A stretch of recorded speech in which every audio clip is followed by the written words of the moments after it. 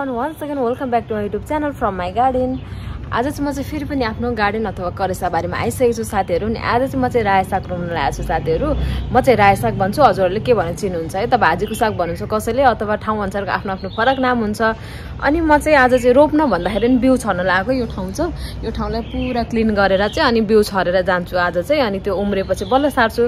अनि मैले अलि ढिलालाई म त कस्तो जिब्रो पनि लग्ने मैले किन यो पाली चाहिँ अलि ढिला गरेको भन्दाखेरि चाहिँ अब पानी एकदम ठुलो पानी पर्छ भनिराखेको थियो। तर हाम्रो भइरहन चाहिँ पानी नै पर्न के साथीहरु, अचम्मको कुरा के। अनि फेरि पनि पर्छ कि भनेर अब यहाँ पानी पर्यो भने त अस्ति हेर्नु भयो नि भिडियोमा हैन, मेरो पुरानो भिडियोमा यो पुरा पानी जम्छ के। अनि त्यही भएर पानी पर्यो भने त बर्बाद हुन्छ भनेर म चाहिँ नछरिकिन बसेको थिएँ। अब पानी नपर्ला जस्तो लाग्यो। त्यही भएर आज चाहिँ म चाहिँ फुर्सद पनि थिएँ अलि, अनि रोप्नको लागि छर्नको लागि आएको छु। बिउ लिनलाई रोशन सरलाई पठाएको छु। अनि यहाँ हेर्नु न, यस्तो चर्को घाममा म चाहिँ आज बारीमा आएको छु के साथीहरु। किन भन्दाखेरि चाहिँ यहाँ चाहिँ एकदमै मच्छर लाग्छ कि। यहाँ मलाई कति मच्छरले टोकिसक्यो अघि नै। अनि अब बिहान गर्न पनि भ्याएन, अनि साँझ गर्दाखेरि पनि मच्छरले टोक्छ। त्यही भएर म चाहिँ अहिले यस्तो चर्को घाममा पनि आएको छु साथीहरु।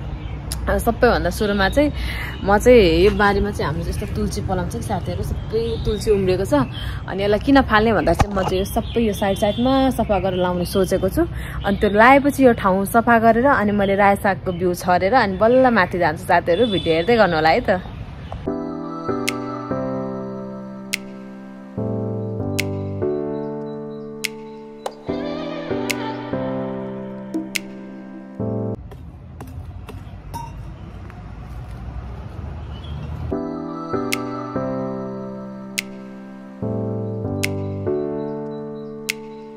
तुलसी पला छ हेर्नु साथीहरु,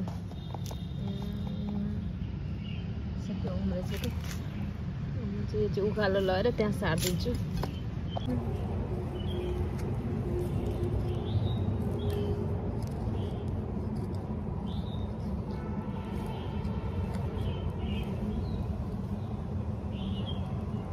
हेर्नुहोस् मैले त्यसै भनेको त होइन नि, अब यता पनि टोकिरहेछ।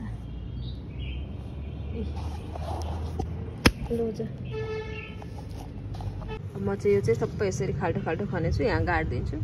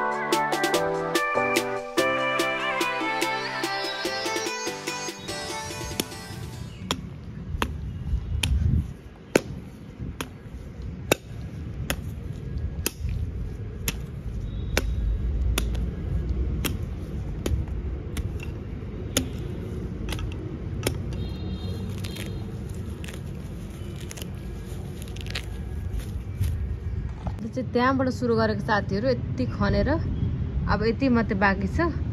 यति धेरै खनिसके मैले।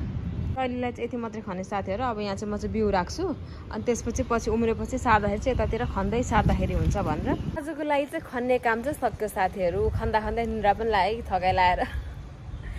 अब म चाहिँ बोडी टिप्न जान्छु साथीहरु। अब यो बोडी चाहिँ अस्ति नै पनि मेरो पुरानो भिडियोहरुमा पनि हेर्नु भएको होला, हजुरहरुले औषधि हालेको पनि हेर्नु भएको होला, बोडी टिपेको पनि हेर्नु भयो होला हैन।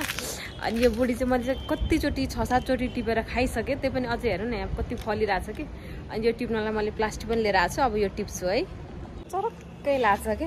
आउनु त म त 12 बजे आएको, ठ्याक्कै 12 बजे तल झरेको त। अनि काहीँ हुन्छ त। अब म चाहिँ बोडी टिप्छु है।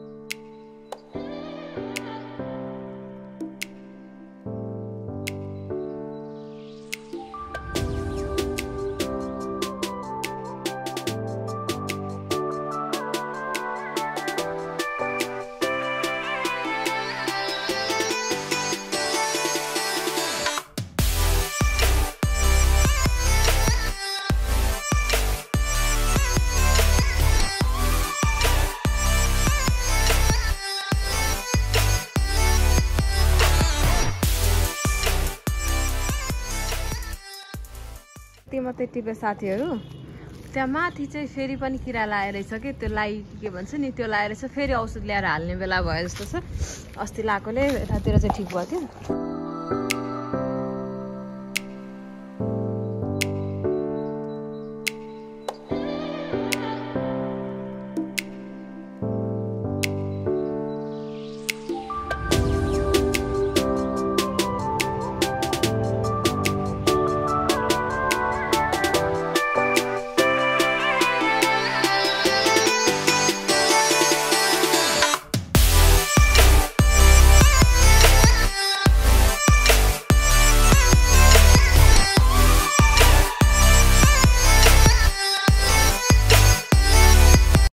साथीहरु यस्तो शीतल हावा लागिरहेछ नि यस्तो आपको बोटको छाया मुनि बसेर शीतल हावा खाँदै रोशन सरलाई पर्खिरहेको रोशन सरले सागको बिउ ल्याउनुहुन्छ र छरेर माथि जाउँ भनेर रोशन सर त आउनु भएन साथीहरु निन्द्रा चाहिँ आउनु भयो मस्त लाएर अब चाहिँ म चाहिँ हात खुट्टा धुन्छु अनि माथि गएर मजाले एकछिन रेस्ट गर्छु भरे साँझ भयो नि छर्दाखेरि के हुन सागको बिउ चाहिँ ओके साथीहरु आजको भिडियो चाहिँ यति नै हिँड गर्न चाहन्छु म चाहिँ thanks for watching everyone keep supporting keep loving bye bye love you all